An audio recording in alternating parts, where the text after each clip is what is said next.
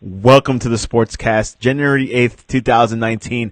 If you haven't yet, please subscribe in all our channels, YouTube, Periscope, and iTunes. And if you're listening on iTunes, please leave a rating and a review. It will help us out tremendously.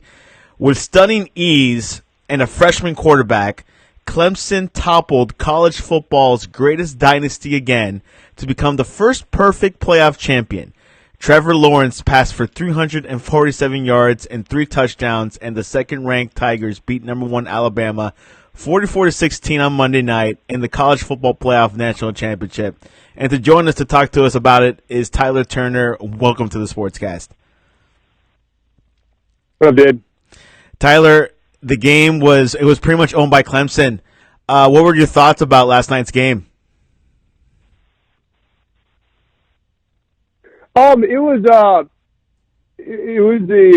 sorry, I was looking at some I'm a little distracted because I was looking at like 10 different way too early polls for 2019. You know, we have to look ahead to 2019. We'll talk about that. 2018 is over. Yeah. Okay, anyways. Going back to the subject, it was a good game. It's not really, I mean, it was a good game if you're a Clemson fan. If you're an Alabama fan, it was a horrible game.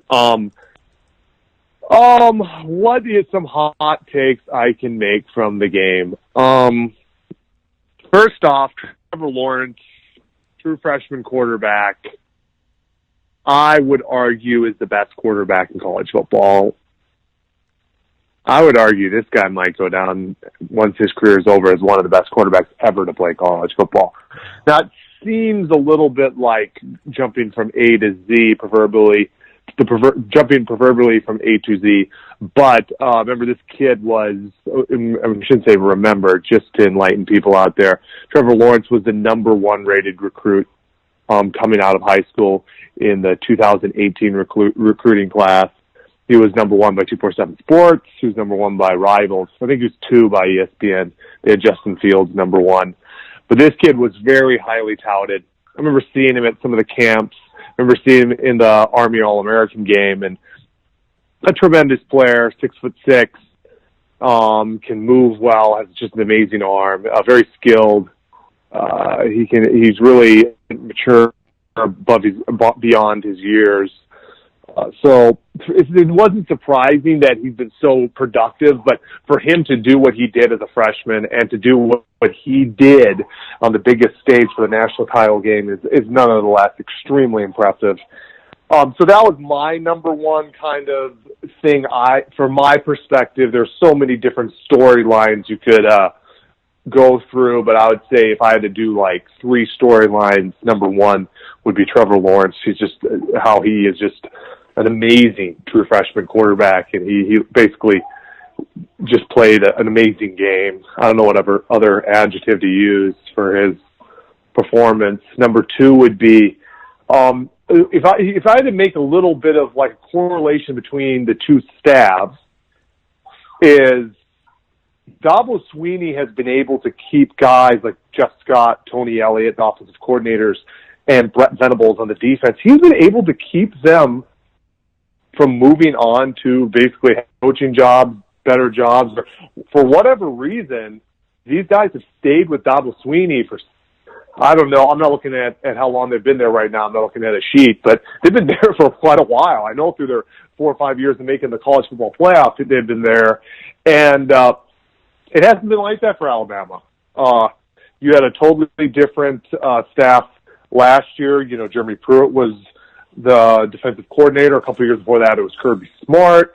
On the offensive side, you had, Lane Kiffin a couple of years ago. Then you had Sarkisian for a brief second take it over. Then you had, then you have like Loxley, and then you have the guy who is now he's the not New England. Who is he?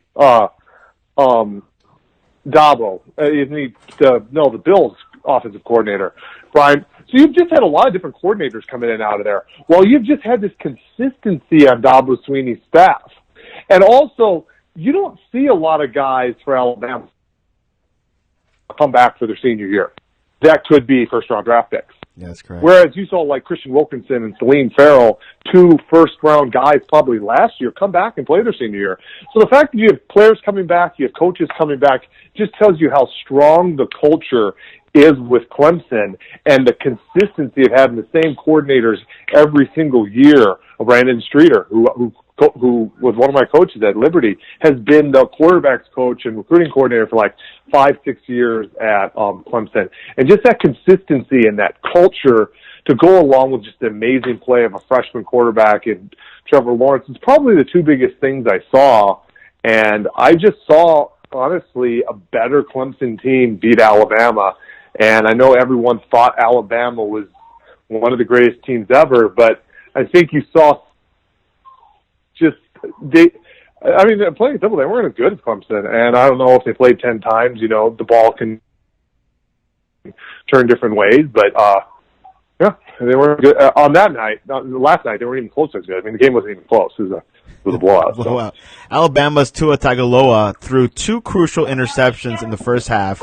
The first returned 44 yards for a touchdown by A.J. Terrell to put Clemson up 7-0. The Tide came in scoring 48 points per game, but were shut out over the final 44 minutes by an opportunistic Clemson defense that stiffened in key spots. Do you think their defense stopped Tagovailoa really well? Yeah, I mean, Brett Venables called a great game. He that defensive line obviously got after him, and I hate to be the same drum I've been saying for the last several weeks is 4 best defenses he's played against. His total numbers are 71 for 122, about 230 yards per game. He's completed 58% of his passes. He's had 6 touchdowns to 6 interceptions. With Tua is he's accurate. He also he's very precise when he knows where he's going with the ball. But if that initial target is not open, and I've noticed he's gotten pressure, he either gets sacked or he tends to try to make a play that is not even there. Like that second interception, even the first one, but the second one. Sorry, I'm having. Is the internet shut off? Sorry, guys. Let me get back here and try to give Tyler a call back.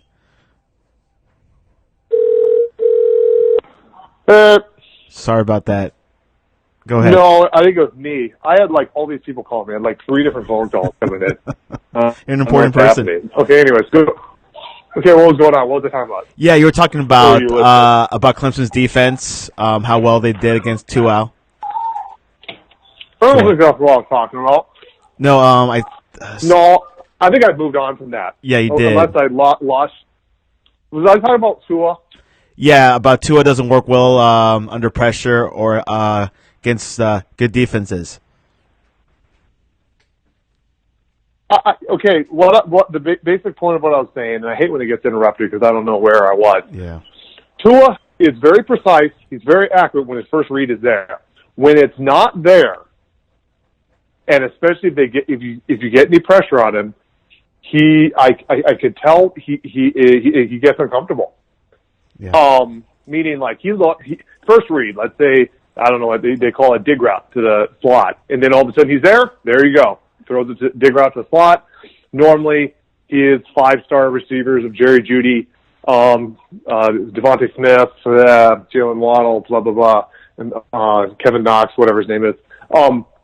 Irv Smith. Normally his really talented receiving tight end and running back core is open. So his first read, snaps it off to them. He's accurate. Here we go. First down, touchdown, whatever. When it's not there, I noticed he does a couple things.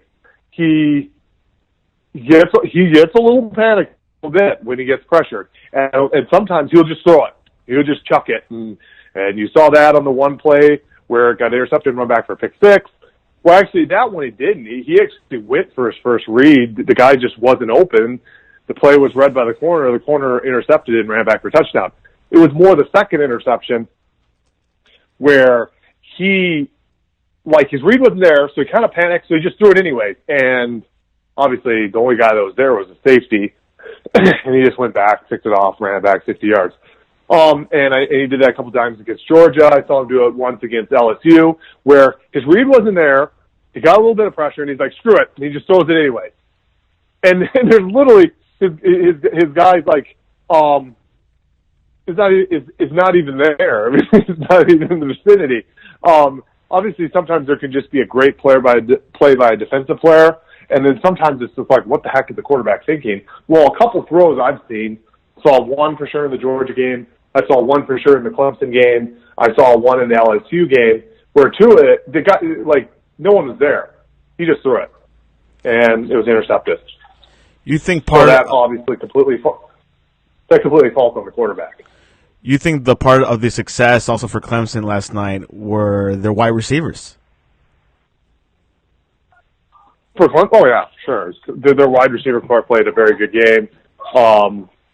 Justin Ross, the true freshman, was awesome. T. Higgins, I think he's a sophomore now. He was terrific. Oh, yeah, the receiving core is very good. Where do you leave this Alabama squad for next year? You think they'll be as strong? We know that Tua is returning next year. Do you think this? You would think this core will be back next to the national championship next year? Do I think Alabama will be back to the national championship? Yeah. Well, I don't know, dude. I mean, it's a little early. I mean, yes, they're going to be probably in all the way too early polls. Most are putting Clemson number one because obviously they're defending champion, but there's actually a couple that are putting Alabama number one. I think it's because Clemson loses all the defensive line. They literally lose their whole starting off defensive line. Wow. So I think that I think that they're going to be the top two teams coming into the year. Alabama still returns tons of talent. Remember, they have the most talented. Clemson kind of has an argument. I was going to say Alabama has by far the most talented wide receiving core in college football, but I think Justin Ross, T. Higgins, and company at Clemson are like, hold your horse on that one. And I think Trevor Lawrence is the best quarterback in college football. So it's probably close between those two. But Alabama still has one of the best receiving cores. They obviously have a great running back. Josh Jacobs, I think, is maybe the best running back in college football. If not, he's top three. And still a great offensive line. So, yeah, Alabama will be good next year. I do wonder what they're going to do. They lose Mike Locksley, so they're going to be on a fourth offensive coordinator in 3 seasons or 4 seasons, whatever that is. Correct. Yeah. Fourth in 4 seasons. Couldn't be in 3. So it's 4. So another offensive coordinator. And Tosh Lapoy got the defensive coordinator job. He's a tremendous recruiter. He usually wins Recruiter of the Year. I don't think his defense was as good. I think they took a step back. And the problem with that is they didn't take a step back as regards of talent. They still have 4 or 5-star guys roaming that defensive side of the ball. This was not one of the best defenses by Saban. It wasn't even close. It was actually probably one of his, not saying it's a bad defense, but for Saban, it was one of his worst defenses. I mean, Saban always has great defenses. So I wonder if he does something at the defensive coordinator position. I don't know. We'll see. But though he did have his best offense ever, I think I've heard. Oh yeah, for sure. Now, there's a lot of talent on that side of the ball. From the polls from this past week, what is the projection for 2019? What have you been reading? Well, I'm keeping track of the Ducks because seeing where they're ranked. There's been 1, 2. Athlon Sports had a poll. Sporting News had a poll. 247 Sports had a poll. ESPN had a poll. US Today, Sports Illustrated, Mercury News are the ones I keep track of.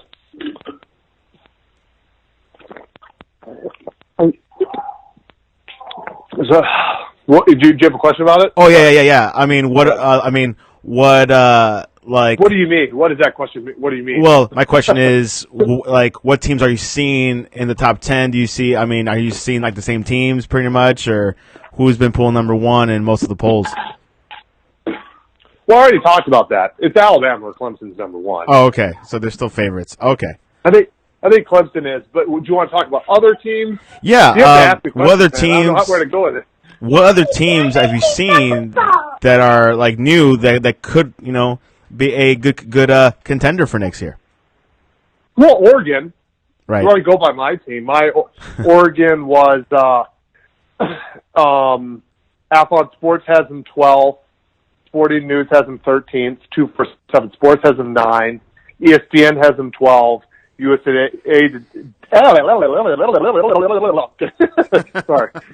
Today has them 11. Sports Illustrated has them 10, and Mercury News has them 9. So you have them either rated right outside the top 10 or right inside the top 10. And so I think Oregon is the team. I think almost everyone has them being the favorite in the Pac-12. Washington, who has been pretty much they've won two out of the last three. Man, I can't talk today. I don't know what's wrong with me. Anyway, That's okay. 2 out of the last 3 Pac-12 titles have been won by the Washington Huskies, and then the other year they made the New Year's Six. USC won 2 years ago, and Washington. So, but Washington as a whole, in its looking at it from a holistic approach, has been the best team in the Pac-12 over the last 3 seasons. That's not saying a lot, but this year it looks as if Oregon is going to come in as the favorite. Washington loses their starting quarterback, 4-year starter Jake Browning. They lose 4-year starter and all-time leading rusher Myles Gaskins. They also lose most of their key contributors on defense. Byron Murphy, who's probably going to be a first-round pick. Tyler Rapp, who's going to probably go early in the draft. Ben Burke-Kirven, who led the team in tackles. So I think Washington's taking a little bit of a dip, and Oregon brings back 10 starters on offense, about 7 or 8 on defense, and obviously have the top recruiting class coming in from this cycle. They had the second-best recruiting class from last cycle. So I think Oregon is a team that my team, the Ducks, the love of my life, are the team that are probably an off the radar because they're not even finishing in the top 25 for the final poll this year. The AP came out and Oregon wasn't even in the top 25. Wow. So that's a team outside of the top 25. A couple other teams that I've seen that are getting some preseason hype is Texas. Texas obviously was 10-4 last year. They runner-up in the Big 12. They ended up going to the Sugar Bowl. They upset Georgia in the Sugar Bowl. I'm seeing them in a lot of top 10s. I'm seeing Florida, who will finish the year really strong with a victory over Michigan in, was it the Peach Bowl, I believe? I'm seeing them in a lot of top 10s. You obviously see Georgia in top 10s. You're seeing Ohio State. You're seeing Oklahoma. I see Michigan bordering around the top 10. I'm seeing Notre Dame bordering around the top 10. Who else is there? Yeah, I mean, how about top LSU? 10, top 15. Yeah. They're in the top 10. I've seen them in top 10. I think one person even had them as high as 3. Wow. I'm seeing.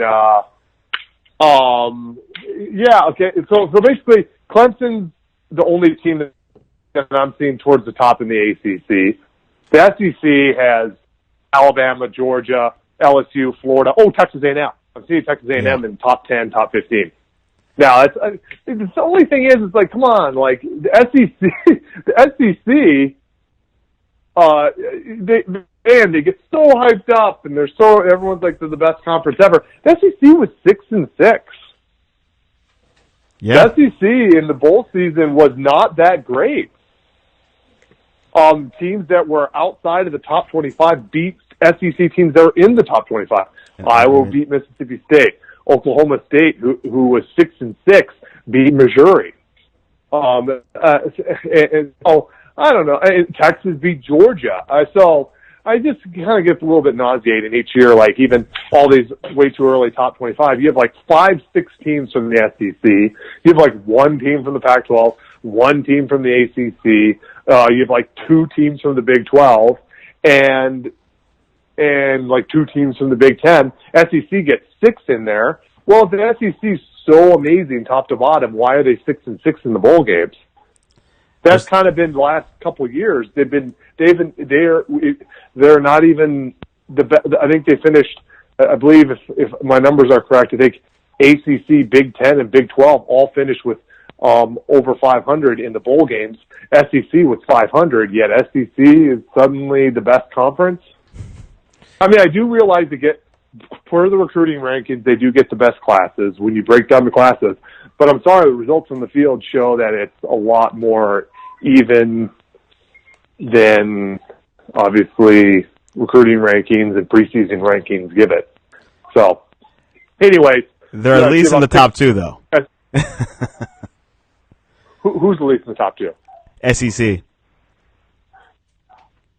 Least in the top 2 of what? The best conference, in the best conference in the country. The top conferences in the country. Based on what? I mean, based on recruiting, based on performance. Recruiting is not. No, it's not based on performance. How can you make that argument? Okay, bowl games. Okay. No. Bowl games they weren't. That's what I'm saying. Yeah, but also being ranked in the college football playoff rankings. Yeah, because they're put there because people put them there. Paid them there? Okay. Because people subjectively continue to put SEC at the top in preseason rankings and college football rankings. Yeah, I agree. They are there because people subjectively keep on putting them there. But how come when it comes to the holistic outlook of how the results end up on the field, especially when it comes to bowl season, how come they do not necessarily finish first?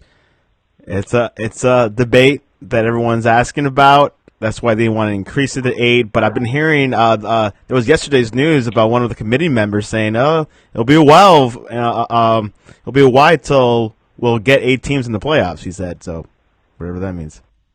Yeah, I kind of like it the way it is. To be honest with you, I agree with him. I like it the way it is. Yeah, I think it should be 6. I think 8, 4 is good, but we'll see. Maybe because if I know you made that silly argument. 6 is just so basically the top 2 teams get an extra week. Get a bye week, so the other guys can go out there. Yeah. So the other teams can go out there and maybe get some key players injured, so then it even is a worse game. Yeah.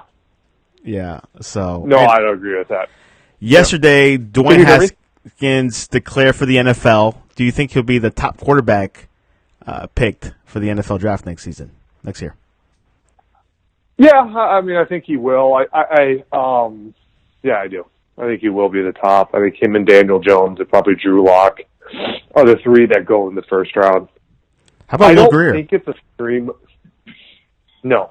You always ask me him, too. I'm never going to change my mind. No, he's not. No. He's a third-round guy. We got some West Virginia fans that listen to the show, and they always want you to say some, positive things about Will Grier, but no, it's probably Ryan Christie, isn't it? No, it's actually some nominous West Virginia fans. Oh, okay. It's Ryan Christie because Grier used to be a Florida quarterback. But no, Real Grier. I'm sorry, they're West Virginia fans. And a unusual news: Houston, University of Houston hires Holgerson as their head coach. Were you surprised about that move? I've been hearing he wanted out of West Virginia. His name had been floated around for too many jobs for there not to be some legs to that. So, no, actually, I'm not. I'm was expecting for him to. I mean, obviously, he's going from Power 5 to non-Power 5, which is kind of unusual. But I just don't think he necessarily wanted to be around West Virginia because of the contract problems he had, and yeah, he walked. So, I guess good for him. It was good for him. But to go back to the question, I kind of left it hanging a little bit, I felt like. I do think that Dwayne Haskins is going to be the first quarterback taken. I do not think this is an extremely strong quarterback draft. I just think, but everyone's like 2020 is just going to be, that's the year you get like the big time quarterbacks, right? You're hearing, Tua Tagovailoa, Justin Herbert, Jake Fromm. But I'm going to tell people to slow their horses, like slow it down, relax a little bit, because there's a lot of questions. Tua Tagovailoa, Justin Herbert, and Jake Fromm. Tua, like I said, when it came to playing against defenses with pulse, his numbers dipped significantly. When his first read wasn't there, you saw him taking chances that in many circumstances were just foolish. Jake Fromm is good. He's an accurate passer. I think he's a skilled guy. But at times, look how he played in the second half against Bama. Look how he played against LSU. Look how he played against Texas. I saw when his team was not really playing inspired, when his team, maybe the wheels were coming off. He didn't necessarily make plays to change the trajectory.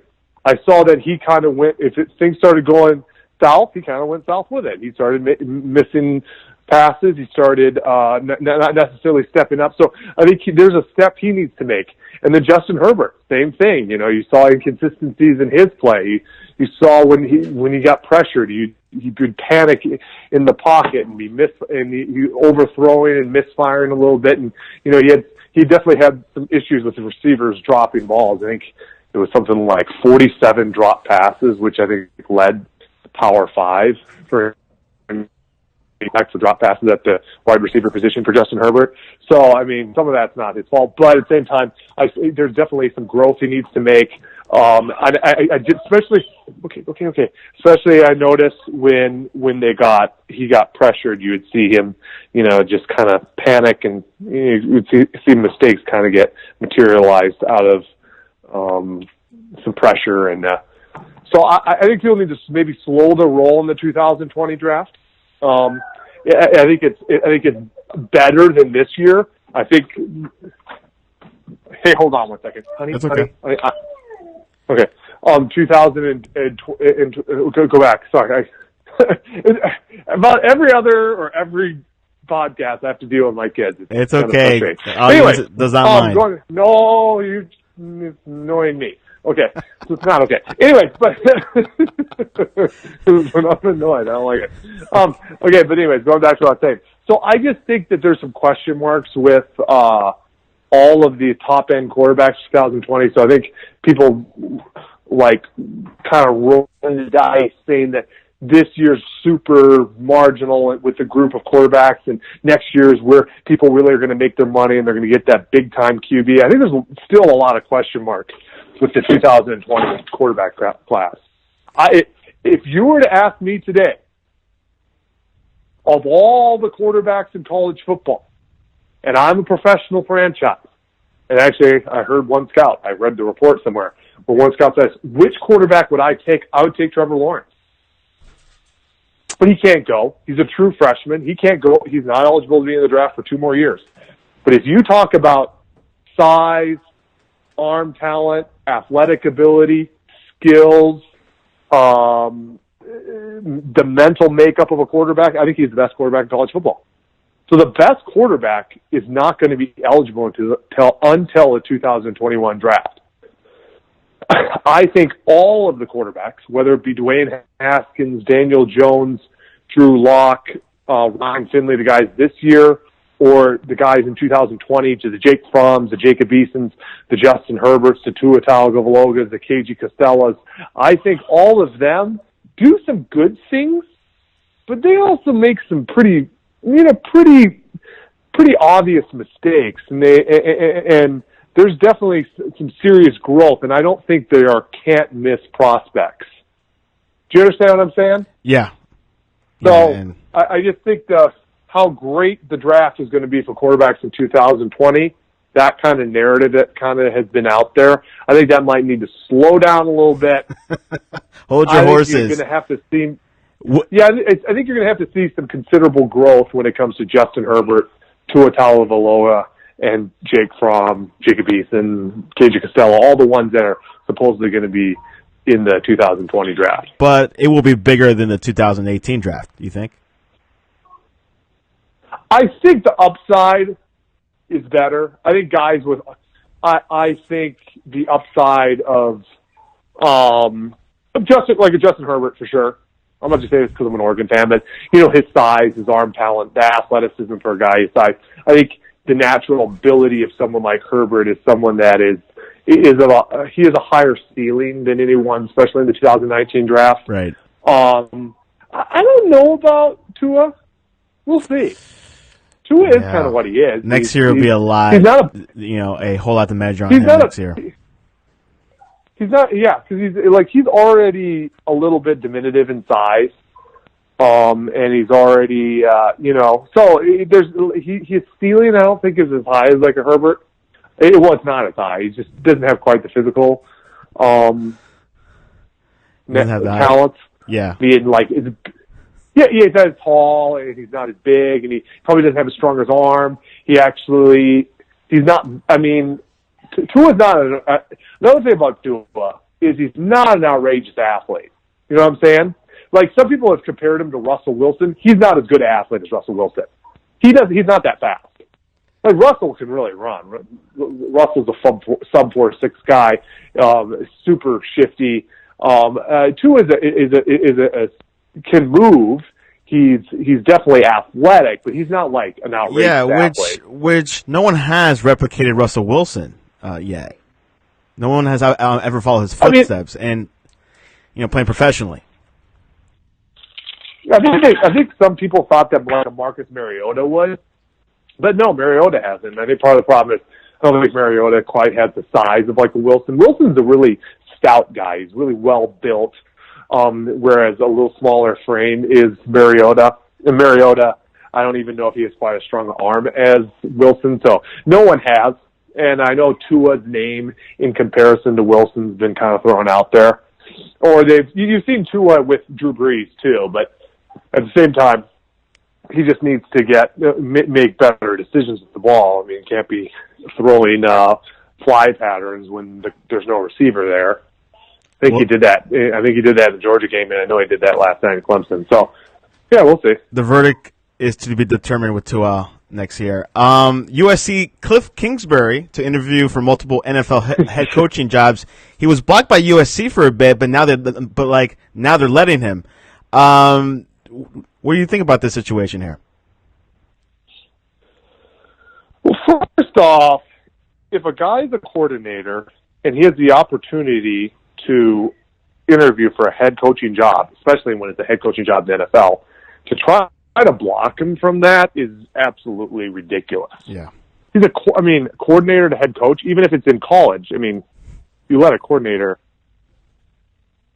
interview for, I don't know what's going on around there, but I believe he'll probably get some kind of offer in the NFL, and I believe he'll be leaving USC.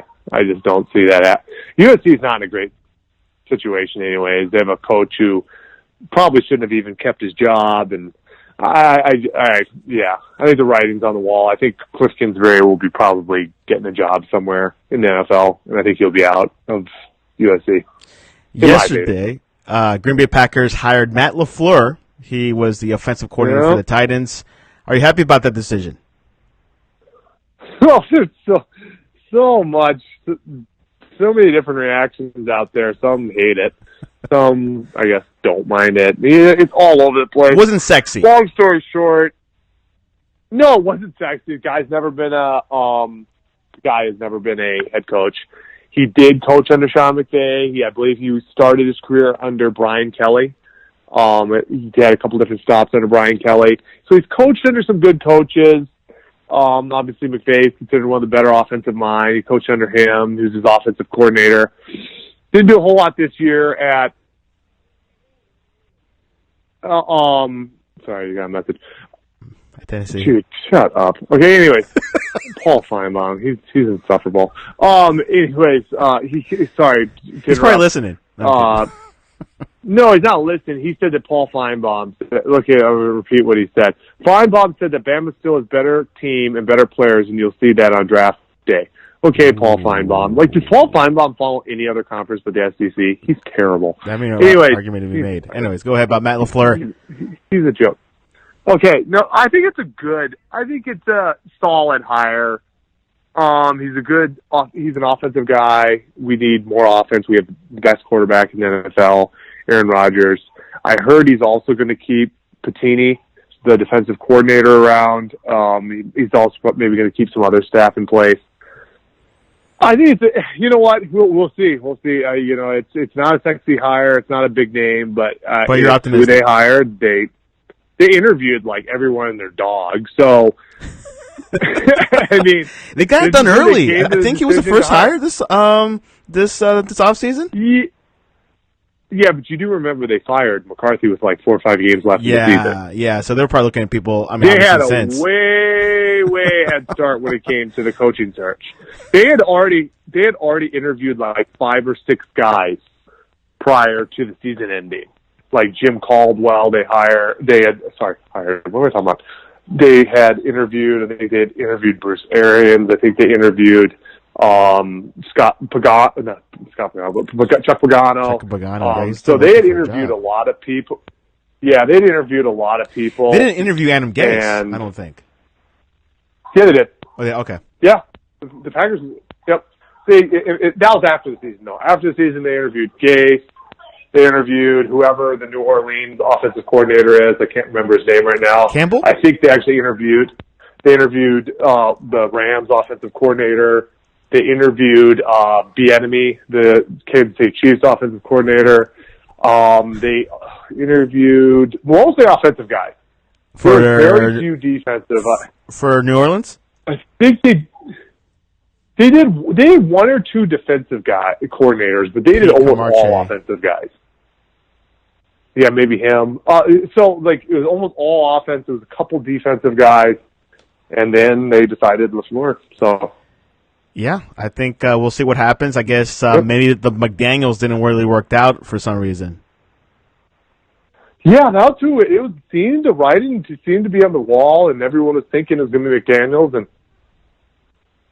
all of a sudden it didn't. And I wonder if McDaniels was leaning towards taking Cleveland. We'll see. I'm telling you, man, that Cleveland team looks good to coach. Young and Baker, the potential he has. I mean, maybe I'm wrong. I think that too. I think you might be right. I think actually that maybe is where McDaniels goes. So, we'll see. I don't know if I can see Belichick going, but now Belichick's going to retire with the Patriots. It's just, I don't see him moving anywhere. Oh, yeah, for sure. Anyways. They just did a 4-year deal. Before it was a 4-year deal. Okay. So the Bears lost this past weekend by a miss by Cody Parkey. What were your thoughts about that game? It was a great game, a very entertaining game. The Bears should have won. He missed 2 kicks in that game, right? Correct. I believe he missed 2 field goals. Yep. So make one of those, they win. And I think as a whole, they outplayed the Eagles. But at the end of the day, the Eagles got it done. They won. Nick Foles continues on with his playoff mastery, and there you go. A tough loss by Bears. Which there was a video that they think Trayvon Hester blocked it or touched it a little bit. You think he did that, or? Oh, I didn't see it. Okay. So I don't have anything to say. Yeah, I didn't see it. Well, yeah, there is a video that you see on Twitter and YouTube. I have not heard any comments from Hester for some reason, but we'll see what happens. By Trayvon Hester. He's a defensive tackle. But anyways, ready for some predictions. Anything else before predictions? I don't know when we're obviously, we're probably going to be going over the NFL, but definitely whenever definitely let's continue to follow the coaching searches. We will. Whether it be NFL, but also college. Could be adding there's going to be a lot of coordinator moves, a lot of position coaches moving, so a lot of movement there. So keep an eye on that. Also, keep an eye on late signing period for the teams. Keep close eye, Santiago. Watch me. I will. But keep an eye on just who finishes strong for the late signing period. Three-fourths of the guys signed in the early signing period, but there's still a lot of good names out there, and let's see who finishes this class off strong. And I'm going to be doing some number crunching. I'll probably send you the numbers on how the rosters look to be shaking out. And my Ducks are definitely. We'll see how we finish off this year, but it looks as if we could add a couple more really key pieces, along with maybe possibly have a couple guys transfer out, maybe some good guys transfer in. I think the Ducks are going to have one of the better bumps in talent in college football. Actually, any big games still left out there in the open? For big names? Yeah, like any one, couple players out there that haven't declared, but they're, still in the open, or the big names have already signed already. Okay, you're asking me a couple different questions. Are you asking me about big names declaring for the draft, or are you asking me about big names signing, prospect signing? Which question are you asking? With prospect signings. Is there any big prospects who haven't signed yet? Yeah, correct. Yeah. There's a few. There's. I'm not looking at it offhand, but I know there's probably 10 top 50 prospects who haven't signed. And I know that Alabama is pretty loaded up with their class. I do know they're in the running for a couple more guys. As usual. The one guy to keep an eye on is Oregon is looking for another defensive back for their class, and Alabama has a commitment from Christian Williams. He's an Alabama kid, but it doesn't look as if he's probably going to end up part of the Alabama class, and he might be flipping somewhere, and I know his last trip is to Oregon. Ooh. So that could be a good keep an eye on that. Oregon. And so and then so the late signing will be till February, right? Will be like the last month. Yeah, I think it's February. I think it's February 5th. So yeah, it'll be late signing. And then remember, there's still some guys that you're waiting on to see if they declare for the draft, which also plays a part as well. Yeah, I know Oregon's waiting on. They have one guy left. Troy Dye. He's been a 3-year starter. He's been their leading tackler for the last 3 years. He plays inside and outside linebacker. And I know that he is on the fence. He has I don't know when the deadline is, but I think the deadline's here in a week. Well, I think the deadline is in 5-6 days. So he has 5-6 days to decide if he's going to leave or not. And so that will be a big, if they lose him, the only thing I'll say about Oregon is there's a couple things to say. There is some rumblings. I don't want to go too far with this, but that Jim Leavitt might be leaving Oregon. I've said that. I'm not going to go too far into that. How much of a negative will that be if that does happen? Okay, it depends on who you hear. I mean, Jim Leavitt's considered to be one of the better defensive coordinators. He's the third highest paid defensive coordinator in college football, but the rumors are that he has not really gotten along with the staff. He was more of the negative than a positive this year as far as the team dynamics went. So if you're hearing from that premise, maybe him leaving is better. But I have a hard time seeing one of the better defensive coordinators leaving being a good thing. And if Troy Dye does leave, then Oregon is on the defensive side of the ball, losing pretty much their 4 most productive players. They graduated Jalen Jelks, they graduated Justin Hollins, they graduated Ugo Amadi. If they graduated Colano Apello. So if they also lose Troy Dye, they would be losing a lot of production as far as tackles, interceptions, and sacks, and guys making plays. So I think, if they also lose their defensive coordinator, that would be the one question mark more than anything is the defensive side of the ball take a little bit of a step back.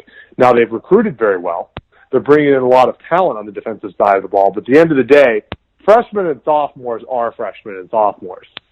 It takes years to develop, whether it be in the weight room, whether it be skills on the field. So even if you have really talented freshmen and sophomores, they're still freshmen and sophomores. Do you understand what I mean? Yeah. They're still in the same class. No, that's not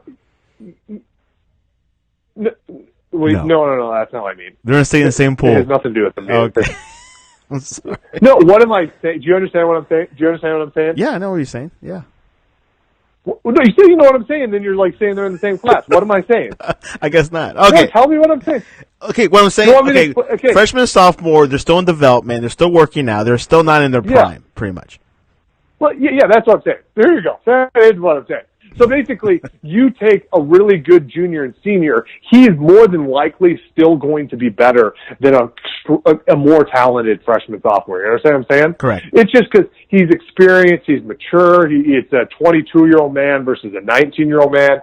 There's just maturity and there's development. And so even if you're having, Kayvon Thibodeau, the number one player, and then you have all these guys that are big time 5-star recruits starting on your defensive side of the ball, they still are freshmen. And they're still, I would say, they're going to have inconsistencies. They're still going to make freshman mistakes because they are just 18, 19-year-old kids. So the fact that they're going to be younger next year, and if they also have to break in a new defensive coordinator and stuff, the defensive side of the ball would be a little more of a question mark than I'd like for Oregon. And we've never been known for defense either. So, but the offensive side of the ball, now we did lose Dylan Mitchell, our best receiver. And when I mean best, by far our best. Yeah, he's gone. So, but at the same time, you're bringing, we've brought in we've signed 2 really good classes as far as receivers.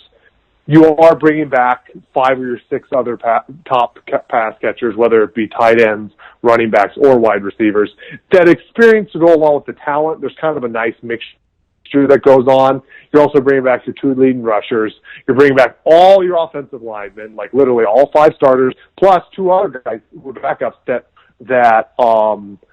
started at least 1 game last year. And you're bringing in a top 100 4-star kid and a All-American, number 1 rated offensive lineman in the junior college level. So the offensive line is in good position. You're bringing back a 4-year starter at quarterback. You're bringing back your 2 leading rushers, and you're still bringing back your 5, 6 top pass catchers at the wide receiver and tight end position. So on offense, you like where they stand. They're also not going to be very much movement in the staff when it comes to the offensive side of the ball. I like Oregon offensively. Defensively, I think it's a little more of a question mark, whether it be losing some upperclassmen, having mostly freshmen, sophomores, a couple juniors starting, and then maybe possibly a new defensive coordinator, you maybe are going to see a little bit of a regression on the defensive side. Maybe. We'll see. We'll see what happens. Oregon's exciting. I like Mark Cristobal. Been learning more about him, even though I'm from Miami. But, going through Miami, going through Alabama, now Oregon. Oregon should be very lucky to have him. Miami could not afford him, or they just didn't want to spend $10 million. They should have for the championship. But Oregon is looking good. They're sitting pretty, and hopefully that will reflect in the rankings. Are you ready for predictions? Yep. All right. Let's go for the Colts at the Chiefs. I'm going to go Chiefs. Chiefs, okay. Cowboys at the Rams. I'm going to go Rams. Rams win. So far, he's picking the favorites. Chargers at the Patriots. Chargers. That's the first upset by Tyler. Phil Rivers wins in New England finally. And finally, Eagles at Saints. The biggest game this weekend, people are saying. Really? Okay. Yeah. I'm going to go Saints. I think Saints are better. I think the Eagles Cinderella run ends. Yeah, we'll see how far they can go. But Nick Foles, is he better than Wentz? I mean, he's been good in the playoffs. We'll see. Just a playoff. I still like Carson Wentz. I think Carson Wentz is good. Remember, he had ACL surgery. Yeah. I don't know if he completely healed from that. It usually takes about a year and some change. So I think that affected some of his production.